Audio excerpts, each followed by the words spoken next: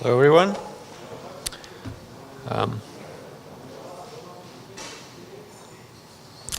My name is Eugene Tolmachev, and this is me in my warrior form. I've been developing software for over 20 years, and I'm a contributor for several projects and author of many others.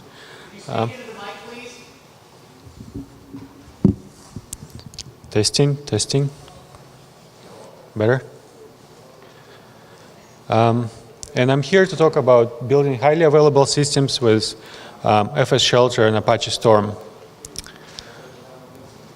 So before we can talk about what high availability is, let's talk about what availability is. The common definition is the system is basically up and it's ready to receive and handle the requests.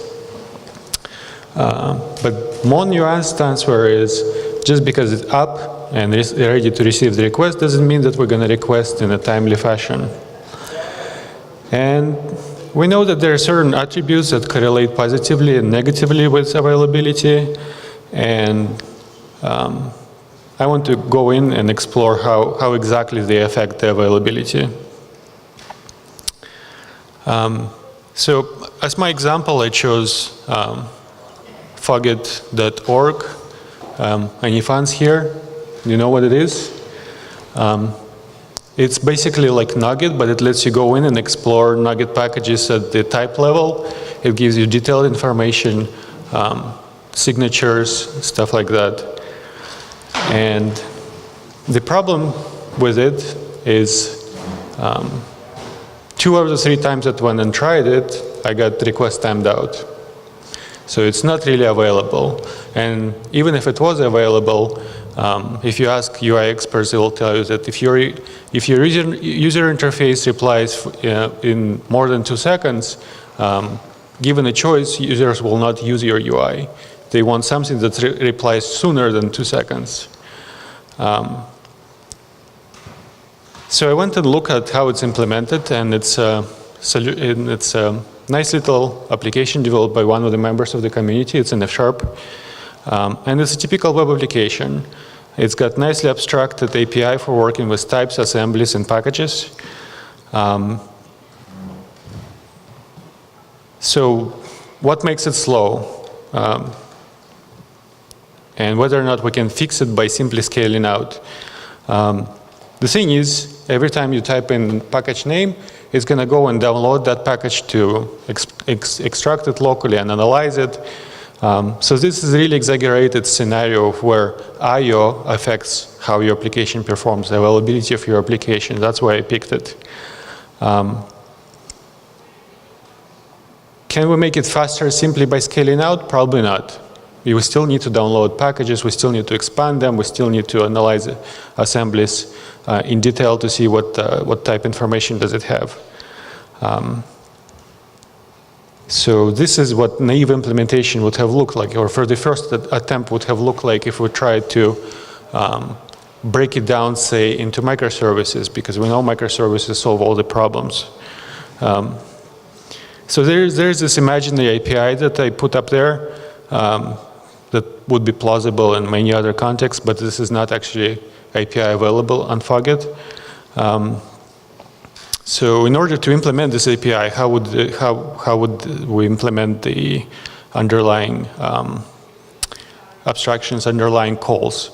If we simply implement this in this way, all we have added is latency. And potentially, if we start scaling out, we added network, so we actually reduced our availability by going with microservices. And probably this is how most microservice stories end in the enterprise. When they go and try to implement something this way, they end up just failing and blaming microservices for the outcome. But the reason we're in this situation is because we're asking for information, we're pulling for the information, and the execution context is determined by the user. The services don't work on their own. The user goes into the website, starts requesting for the information, and this is where our services kick in. This is when we're doing the work. And the user in the meantime sits there and fiddling with his thumbs. This is how we could approach this differently. If Nugget had webhooks, which it probably doesn't, as far as I know it doesn't, but maybe this is use case for why it should have webhooks. But if it did have webhooks and could send an event that there's a new package published, then we could have a service that handles that webhook, handles that event, and downloads the package immediately. Now we're in our own execution context. Now we can determine what happens if that download failed, for example, or what if we are rate limited by Nugget and Nugget does not let us make more than 100 requests per day. We can do that at a later point. We're not bound by the user waiting for the answer right away. So subsequently, our package service, once it was downloaded, could send its own message saying, okay, I've got new package, here's the metadata, and another service, assembly service in this case, could pick up that event and say, okay, I've got this metadata, I've got this package, I'll go and unpack the assemblies from it, or go analyze the assemblies and go look for types, and so on. So if you look at it, it looks pretty much like this, but with inverted arrows, and there's good reason for that. Eric majored in his Channel 9 talk on observables and enumerables, goes to prove that observable is dual of enumerable. In other words, you can maintain the direction of data flow and get the exactly same data, but reverse the control flow. And now your emitter is in control of when the data is emitted. So here we're doing the same thing. We're inverting the control flow, but we're maintaining the data flow. And that leads me to CQRS. What we have invented in the course of implementation is a well-known principle. And even though majority of systems are probably not built in this way, or this is not the default way that you would approach building systems, people have been building this for a long time. People have been probably building systems this way longer than they haven't been building systems this way. Any scalable system that you know that actually works is probably been implemented this way. And from my recent foray into embedded systems, I can tell you that embedded systems work exactly the same way. When you have hard real-time requirements, this is the only way to get systems working.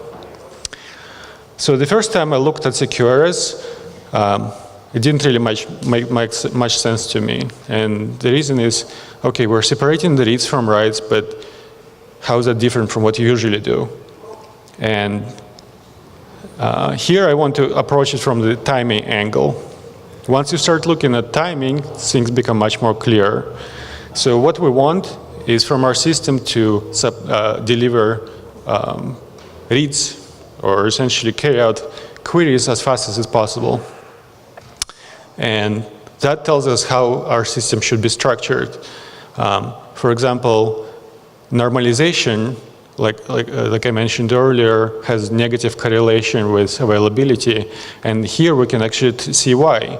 Because if we have to go and resolve relations at the moment when we're serving the query, now we're involving SQL Server, we're involving some sort of logic, we're involving some sort of lookups at the time when we're on a critical path.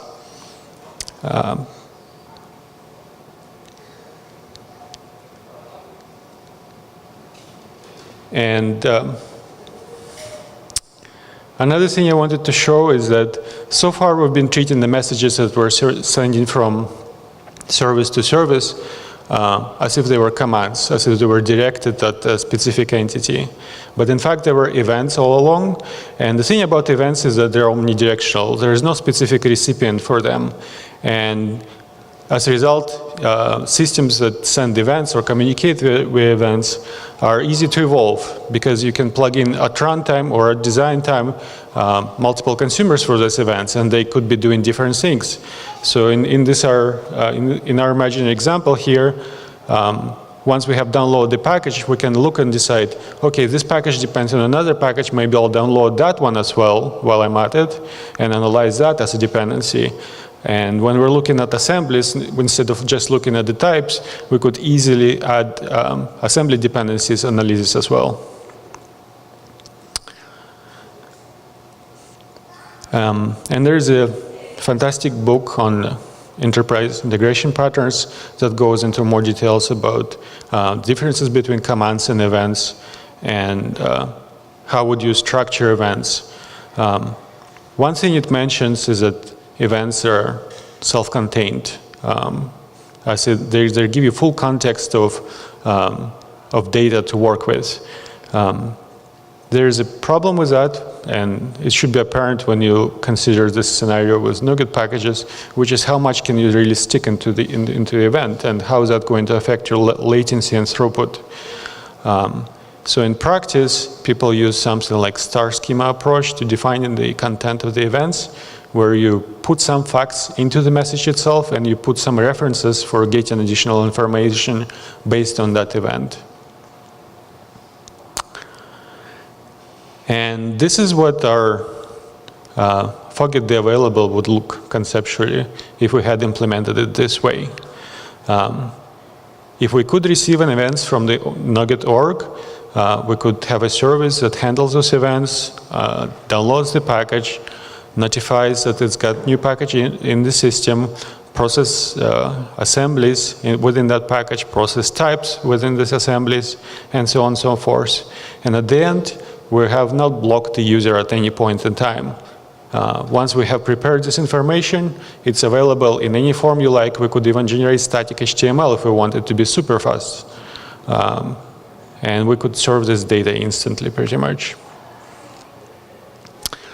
So what else can we say about this? For a free service run on free tier by an individual, this may not be the best approach. This system may quickly run out of free credits, and then we won't have a system. But for a business, this may be a valuable trade-off or acceptable trade-off. So what would happen is that you would have consistent load on your servers, and you won't have spikes, because the reads are essentially free, but your system is under some predictable load all the time. So how could we go about implementing this? So 8 years ago, the hammer I would have reached for would have been a lightweight service bus called mass transit that has been specifically developed by Chris Patterson for exactly this sort of scenarios, addressing building systems in .NET with lightweight service bus.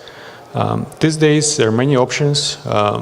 You could build RESTful services with event sourcing, but I'm here to talk about Storm, how this could be done with Storm. And at this point, I have to change tracks a bit.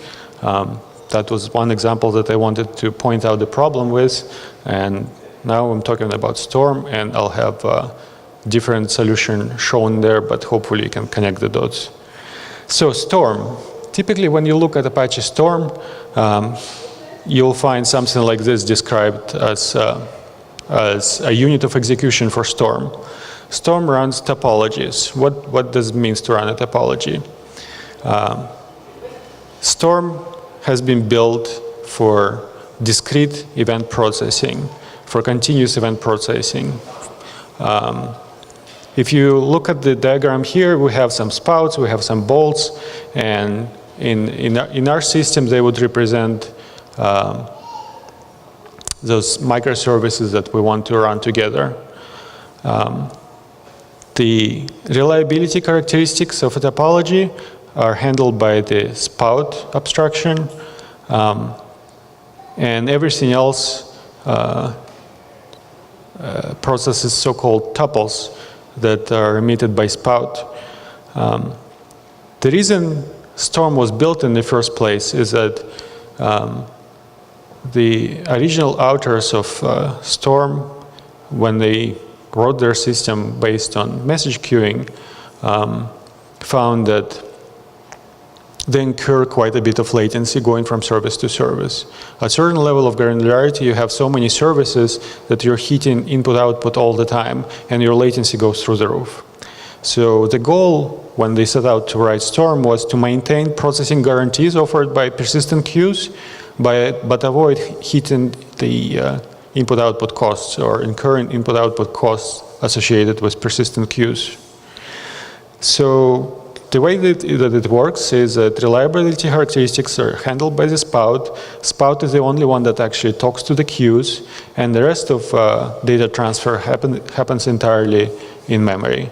Or it may go across the network because we're in a clustered environment, but we're not touching I/O at that point, which is fairly expensive, especially if you're in a virtual world.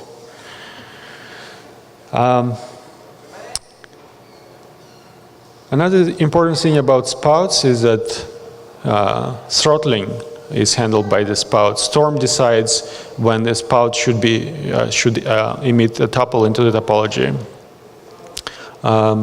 The interesting example that you can find in this Storm is so-called fast word count. Word count is sort of like hello world in the data stream processing. So the Storm comes with two implementations of the hello world. One of them involves Python components and is considered slow. And another one is entirely in Java, where all of your components are sitting within the same Java process, so you're not incurring any serialization costs. And the thing is, if you run that as a default, with default configuration that it comes with, it has no back pressure, it has no throttling. And when I tried running my performance test for FS Shelter, in which I also implemented Hello World, I found that my FS Shelter runs about 10 times faster than native Java implementation. I thought there's something wrong with this picture. Could not be possible. And my CPU fans were screaming. My CPU consumption is at 100%. And the thing is, default configuration has no back pressure. Storm is trying to keep your components busy and ends up consuming all the CPU available and not progressing very much. So back pressure is very important. Once I changed the back pressure, set it to the same values that I had, it started running about 10 times faster than my F-sharp solution. So we're back in the normal world. So a little bit more about topologies and what those arrows means. These arrows define streams. The streams have names, and what they carry is tuples. When you submit the topology, you give the schema of the tuples that you're passing around, so that later on, when you emit specific tuple, all that comes across the wire is just values. And whatever you imagine tuple to be, that's exactly what it is on the wire. Bolts is another type of component. Bolts can reply or emit another tuple in response to the inputs, or they can input or they can emit tuples on their own at any time. And the way the guarantees are handled, so remember the goal that when we get something through the spout, we want to be sure that we completely handled it once it goes through our topology. At the same time, we're not touching any persistent queues, so how is that achieved? Storm uses something called tuple trees. Every time you emit a new tuple, the Storm starts tracking it, or creates a new tree and starts tracking whatever else is attached to that tuple.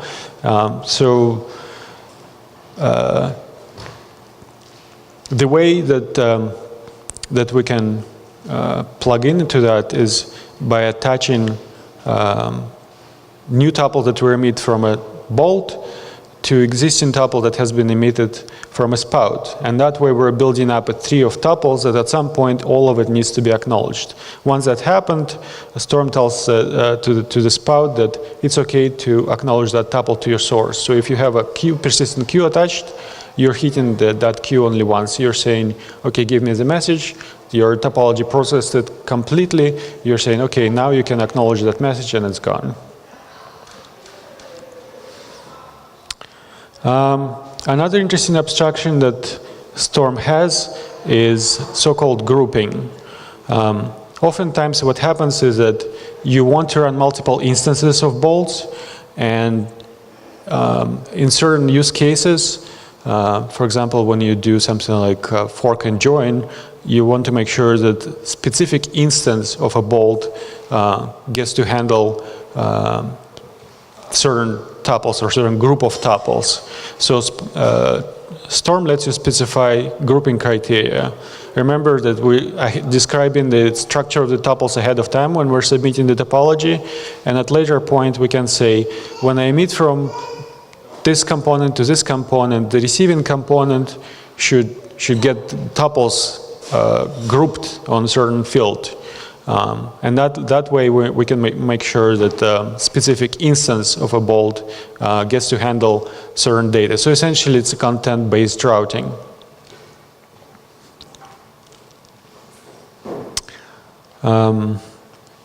There's about 8 types of grouping that Storm supports at this point. Quite a few of them are Java specific. For example, you can say that you want to collocate certain components that are handling the data together. Unfortunately, we don't have that in a so-called shell API. Storm actually has 3 APIs. It's a normal API for event streaming across Java components, so-called Trident API for microbatching, and the API for shelled components. Shelled components is what FS Shelter runs on. Once you submit the topology to Nimbus, Nimbus is a service that you'd be talking to whenever you want to issue a management operation. Nimbus will distribute the work, which is your binaries across your cluster, and within that cluster, it would allocate equal load on every worker available. And at that point, the workers start to talk to each other directly. At this point, we could kill Nimbus. What we will lose from that is management ability, so we won't be able to stop the topology. If one of the supervisors dies, Storm will not be able to reallocate the load, but assuming everything else is fine, the rest of the Nimbus at this point is not involved, and the workers are talking to each other directly.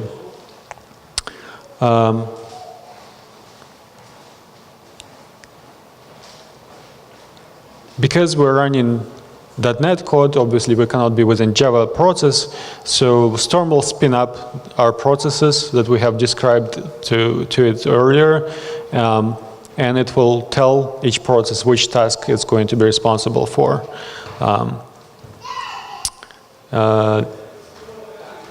And that brings me to FS Shelter. So FS Shelter takes all the plumbing and handles serialization.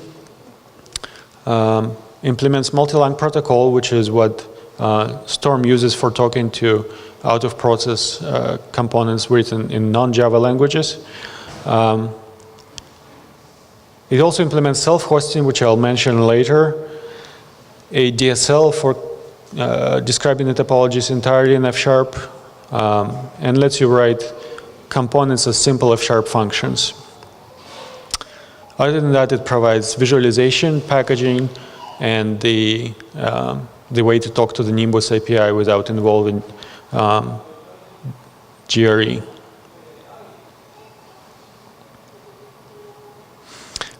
So the idea for FS Shelter actually came from the previous implementation called FS Storm by Faisal Varis. the original implementation that he came up with used JSON serialization, and unfortunately that JSON serialization has been peppered throughout all the APIs. So whenever you're implementing a component, you're actually dealing with JSON whenever you want to input or process something. And I wanted to get away from that and ended up rewriting that in FS Shelter. FS Shelter does not actually use JSON serialization by default. We found that it's quite a bit slower than protobuf. So we're supplying custom implementation of Storm Serializer for shell components. And it's all taken care of for you under the hood. If you look at our samples, it shows you how. And this is how it runs on the process-to-process level. Multilang works over standard input, standard output. The worker process will spin up either shell spout or shell bolt, and then start your external process, your .NET process. FS Shelter implements task negotiation, so Storm will tell us which task to run, and then it will start dispatcher loop, and then execute your component. So obviously, downside here is that we have to do the serialization, and at some point, if you have hundreds of components like we do, you end up spending quite a bit of CPU time doing the context switches, doing the serialization, something that Java components don't have to incur. But the thing is, the granularity of your services or your components is entirely up to you. So if you feel like you have too many components or they're too chatty, you can group them tighter. And here's self-hosting features that I mentioned earlier. The Java implementation of Storm comes with something called local cluster that you can use to run the Java components entirely within the host process, and they use it for unit testing. I always wanted to have that feature, ended up implementing it in FS Shelter. And the implementation uses, as of this version that I released just a week ago, uses the same disruptor pattern that the original the Java version of Storm uses under the hood. So this is really fast, non-blocking queues implementation. And comparing apples to apples, where I'm running F# components within .NET process as self-hosted topology with Java components that run on actual Storm, I get about the same performance as Storm. It's not as feature-rich as Storm, obviously. I just did it to support the features that I wanted in FS Shelter. But turns out that it's a very interesting way to scale down your processing. So if you're writing a system for a cloud and you need to scale out and you have to have high reliability and failover, Storm is the way to go.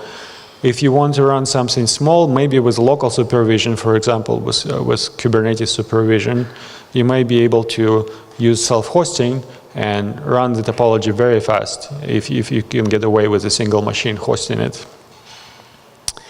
Also, we scaled it down to such an extent that we're actually running agents on tiny Linux boxes. We have BeagleBone implementing router functionality, and something like self-hosted topology running on the tiny Linux box consumes about 2% of CPU and something like 30 megs of RAM.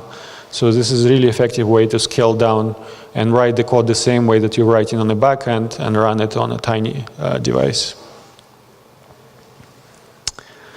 And now to the samples. So the word count sample is included in the FS Shelter sources on GitHub, so you can get that and take a look. There's also a container prepackaged with everything that you might want to need to try this, including Storm, .NET compiler, and FS Shelter sources that you can just pull down and start playing with. So word count is one of the examples that I have there. Here, I'm using the graphic representation that you can get out of FS Shelter. So when you write the topology in FS Shelter, one of the things that you can do with it is export it as a graph. So here is a graph that FS Shelter exports. In the blue, you can see that there's a spout, and in the square box, you can see how many instances of that task we have in the topology. And the arrows in between are streams. And underneath, you can see the F-sharp definition and how it corresponds to storm abstractions. So one of the reasons FS Shelter was developed is because when we started programming with FS Storm, we didn't have the luxury of static typing for defining streams and the tuples, or structure of the tuples within the streams. Now and then we would make a mistake and only find at runtime that, well, there's this column order or this field order for a tuple, or this name that we used on the emitting side, and this is what we were expecting on the reading side. Storm really doesn't have any typing, doesn't really care about what you're putting in the tuples. But obviously, once you start running things, it's important. And one of the goals of writing FS Shelter was to provide static typing for streams and tuples within those streams. So the abstractions that I came up with let you use discriminated union to describe all the streams within your system, or all the streams within your topology. And every discriminated union case corresponds to a structure of a stream.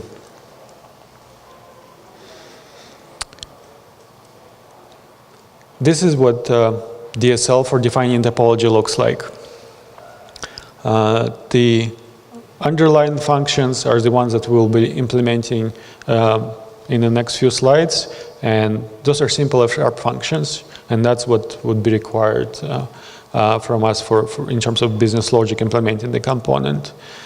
Technically, the spout and bold definitions didn't have to be within the topology CE, but it helps with type inference, so I put it inside here as well. And the last 3 lines is where we're actually defining the graph for the processing of events. Going in a little bit more detail, we're defining sentence spout using the function that we'll look at the next. And we're telling that this is a spout that we're going to run reliably. The second argument is what arguments to supply to that function. So there's a couple of arguments that are coming from Storm, which is configuration of the topology. We have an option of passing that into the function if it needs to. And a couple of arguments for dealing with reliability characteristics. So for my example, I'm not actually attached to any persistent queue, so I don't really care about reliability or implementing reliability characteristics. So you can see that I'm just ignoring ACK and NACK requests. And final argument is activation. Storm lets you activate and deactivate your topologies at runtime. So this would be a way for Spout to release the messages that it prefetched, for example. Again, we're not connected to any queues, so I'm ignoring that. The bolt has similar structure, so there's some functions that will be running as a bolt. Again, we're getting some arguments from Storm, and we're also getting tuple and emit as part of the incoming arguments. So tuple is what Storm passed down to this component for processing, and the emit function is something that FS Shelter generated based on how the topology is defined, and I'll go back to that in a second. 2 more bolts, one of them just counts them, and finally logs them. So let's take a look at the actual graph definition in the last 3 lines. You can see that one of the arrows there is double equals, and that denotes that the tuples that are emitted from spout to split bolt will in turn become anchors for subsequent bolts. All right.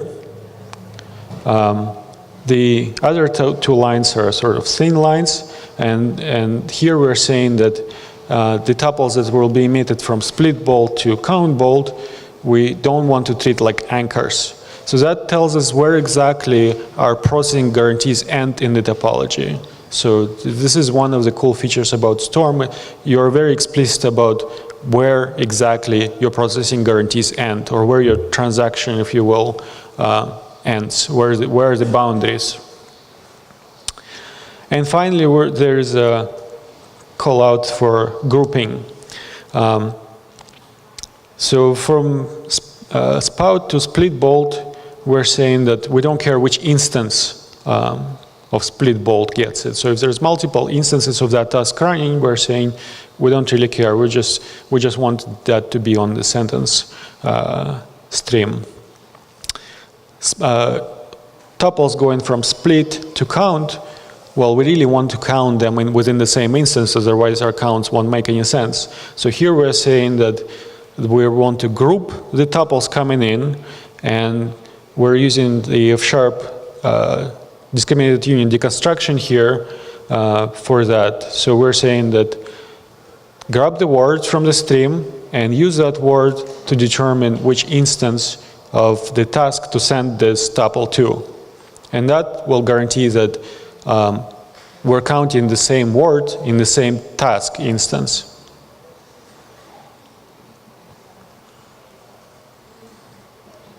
And finally, we're logging, and we're saying we don't care which instance receives it, just logs it. And here's what our function implementations will end up looking like. Like I said, we have to implement the actual spout and bolt functions, and this is here they are. When we constructed, or when we defined the spout, we said that we're going to pass some source. I'm not actually showing the source implementation here, but it's just a function that returns us some data. And the signature of the spout requires us that we return an option.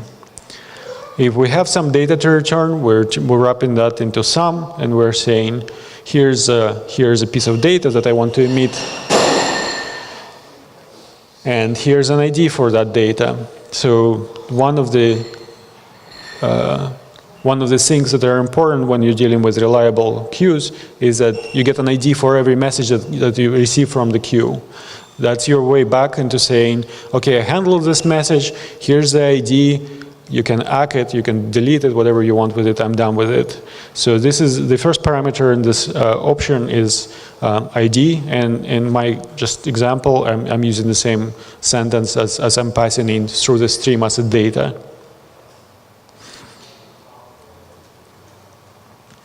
Here's implementation of split into words. Again, the way we have constructed this bolt in the topology, we said that we're going to pass two arguments into this function, and here they are.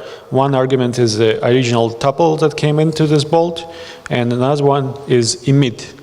And the implementation of emit, again, is determined by how exactly you're connecting those two components. If we're connecting them with a thick line or anchoring, emit will automatically anchor this emitted new bolt to whatever came in as an input.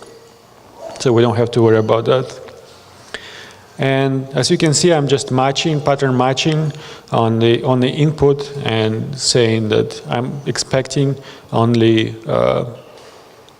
sentence. I'm expecting to handle only sentence streams here. I'm deconstructing it, I'm doing something with it, and finally emitting another tuple.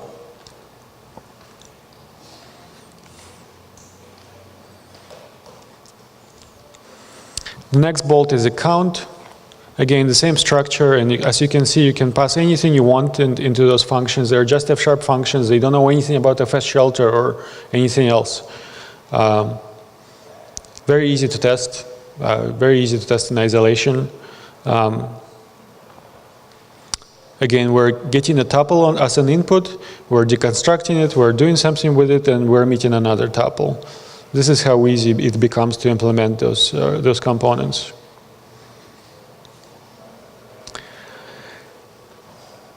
And finally, now that we have available system, we can go highly available. And this is an example of or reference implementation, if you will, of highly available cluster.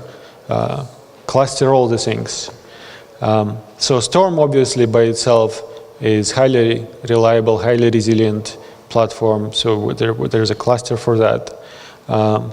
Web cluster is where you would implement your web API. You wouldn't do anything at all in it, but grab the incoming data, push it into the queue, and return right away. This is also the place where you would service the fast reads. As you can see, there's one direction arrow that says we're only reading from the database. We're never ever writing into it as part of the implementation of the web API. And we're using RabbitMQ as a message broker for this. In our case, RabbitMQ makes total sense because most of our projects are in fact IoT projects, and we're dealing with multiple protocols at once. Internally, we're using AMQP. Externally, we're using MQTT and MQTT over WebSockets. And RabbitMQ handles all of that for us. So we don't need Signaler, for example, if we want to communicate back to the UI. And then there's a library that doesn't really do much on its own, but it sets up sort of a pattern how to construct, how to implement the tuples. And it implements RabbitMQ spout, RabbitMQ bolt that lets you send things out. Sets up pattern for constructing transformation bolts that are just reading stuff, and persistence bolts. Also, there's a couple of interesting things like joining and aggregation. Because we don't have access to certain Storm features like windowing, for example, we end up implementing certain features outside of Storm, but at least they're available as F# components. And deployment helpers. So typically what you want to do is you build that .NET application and you want to bundle all the DLLs in there, maybe some config files in there. So all of that is handled as part of this library as well. And the wrap up. So if we implement the service-driven architecture as event stream processing, we have high degree of decoupling. We also have we get to choose the granularity of those components, and if we build it on Storm, we can really treat Storm clusters as our serverless platform. You can submit multiple topologies to it and handle those two concerns separately.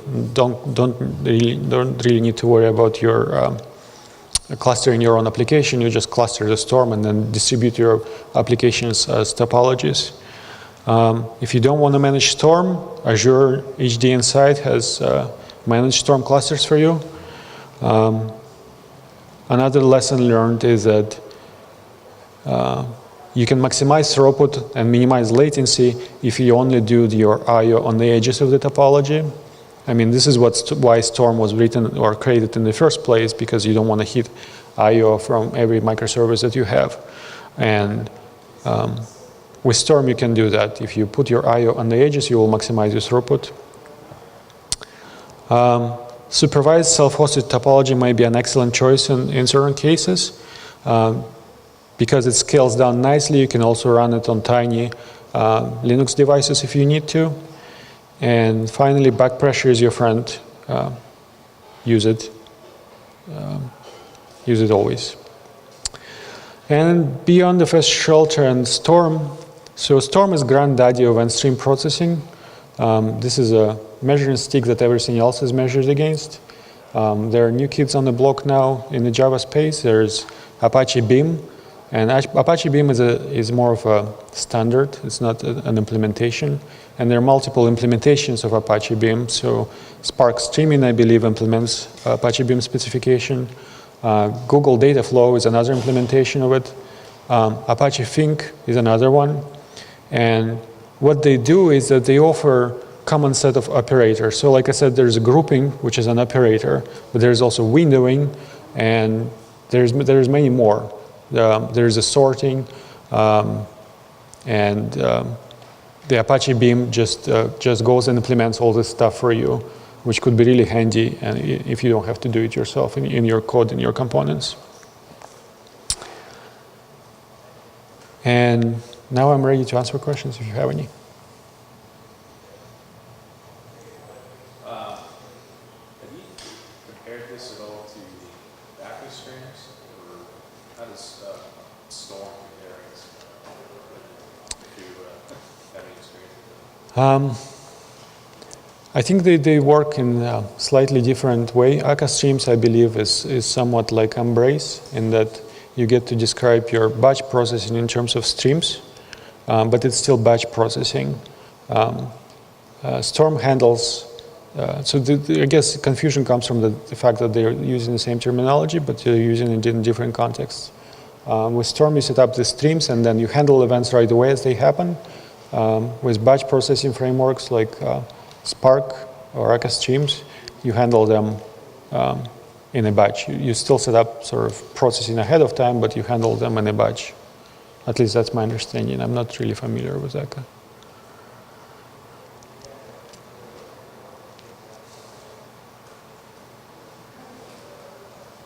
No? Any more? Yep. I just wondered if you'd mind showing me the big picture one again where you have the server map around. Yep. Okay. I just forgot. Yeah, as you can see, I'm using the Cassandra here in the example. And if you remember the facts that or attributes that correlate with availability, like I said, you don't really want to run any queries as part of your fast or hot pass for reads. So at that point, if you gave up on normalized relationships and you're not going to materialize complicated views at runtime, why bother with relational databases? And Cassandra is perfect in that scenario because it was built to scale out, which is really difficult with relational databases. And at the same time, it gives you a nice API where you, when you have a way to express complex hierarchies. So if you were attending Jamie's talk yesterday or workshop a couple of days ago on event sourcing, he was talking about domain aggregates. Cassandra lets you capture the domain aggregates in the data schema the way that it defines it. And it's also .NET friendly. Are there practical applications of the self-hosted Apache filter? I mean, besides just you want to scale it down for dev, yeah, like I said, if you have not such a big load that you need to scale out, you could run a single instance, just run it supervised so that if it crashes, something else restarts it.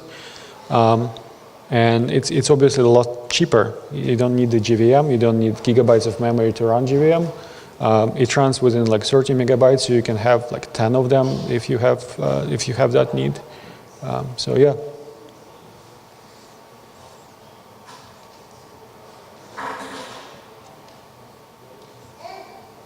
Yep. This may be a naive question, but how do you achieve consistent writes in the CQRS context? So if you're writing to one aggregate, do you split it into separate hosts? Right. Yes, you do write through one aggregate. So that aggregate, in case of Cassandra, what happens is that you're essentially constructing your persistent views yourself.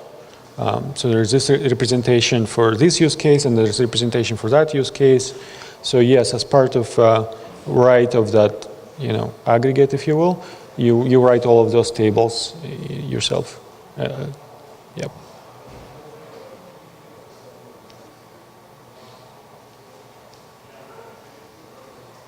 All right. If there's no more questions, we're done. Thank you.